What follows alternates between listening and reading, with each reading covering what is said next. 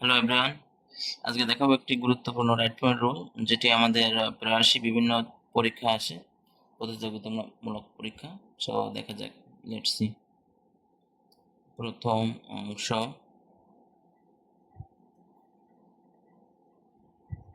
দ্বিতীয় অংশ, as if, as though, as it were। এই তিনটা ফ্রেজের অর্থই হলো যেন।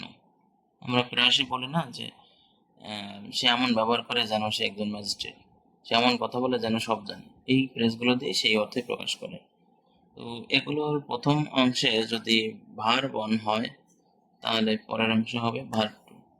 প্রথম অংশে যদি ভার্ব টু হয় তাহলে পরের অংশ হবে had plus verb three. Verb one মানে হচ্ছে প্রেজেন্ট টেন্স, আর ভার্ব টু মানে হচ্ছে past tense. Verb two past tense, had plus V three past perfect tense. আমি একটা উদাহরণের মাধ্যমে ক্লিয়ার করি। হি টক্স, সে এমনভাবে কথা বলে, অ্যাজ ইফ যেন, হি ওয়ার ম্যাড যেন সে একটা পাগল। আবার দিতে পারি হি talked as though he had known everything. তাহলে দেখা গেল কি সূত্র একই, অ্যাজ ইফ অ্যাজ দো। প্রথমে আছে প্রেজেন্ট টেন্স ভার্ব অন, তাই এখানে হয়েছে আমাদের ভার্ব। এখানে হয়েছে ভার্ব টু, কোনো ওয়ার্ডের শেষে ইডি ডি ইটি থাকলে সেটা পাস্ট টেন্স হবে। এরপরে হয়েছে হ্যাড প্লাস ভি থ্রি।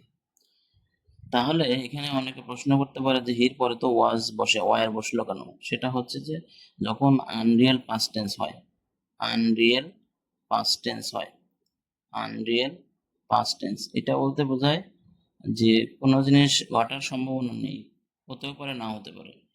যেমন সে এমনভাবে কথা বলে সে একজন পাগল, সে তো পাগল না, এটা কল্পনা করছি। আমরা বলি না যে আমার ইচ্ছা হয় I wish I were a bird. মানুষ তো কখনো পাখি হতে পারে না, হবেও না, কখনো হয়নি। এগুলোকে বলা হয় আনরিয়েল পাস্ট টেন্স। সেই জন্য এখানে ওয়াজ না বসে ওয়ার বসেছে, পাস্ট টেন্স হবে সবসময়।